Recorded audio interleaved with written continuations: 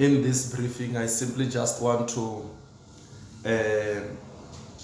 brief something about the vision from lesson 1, 2, 3, and 4, because I gave 4 lessons about the significance of a vision, and a lot of people came to me after when I am done teaching about those kind of lessons, and they said to me that we need to know more about the vision. And I said that no, if there is something which you have misunderstood, we shall have time where I will be dealing with the briefing of the sermon which I was teaching at the church, so that you can ask some questions if you do not understand some of the things which I was teaching about.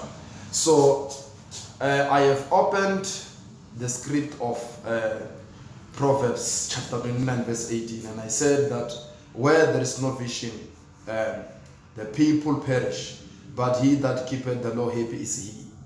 I have defined the vision as to say that the vision is the faculty of seeing, sight, all that comes into view when eyes are turned in some direction. So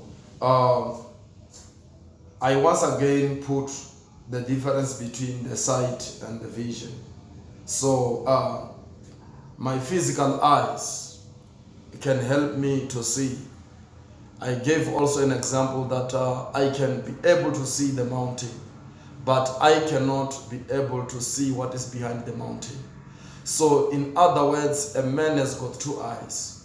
The first eyes are the physical eyes which I'm having, 2 eyes which I'm having, and they have, its function is to see, is to provide me with a sight so that I can be able to see. But there is another eye which is hidden, of which is invisible, you cannot be able to see it, which is the eyes of the heart. And the eyes of the heart is the vision.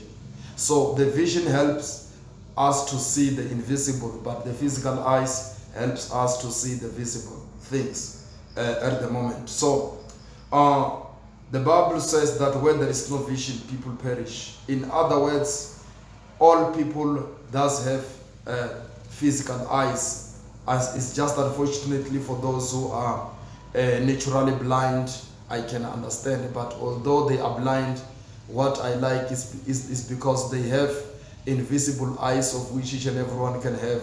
And if you are blind,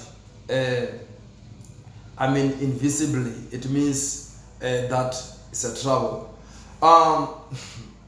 So my physical body depends on the sight which is being provided by my physical eyes, but my future depends on the invisible eyes, which is the eyes of my heart, which I call it a vision. So vision is the function of the heart, and vision enables you to see things beyond where your physical eyes can fail to see. So vision is very broad. It cannot be easily distracted unless you share it with wrong people. So eyes are the function of the body.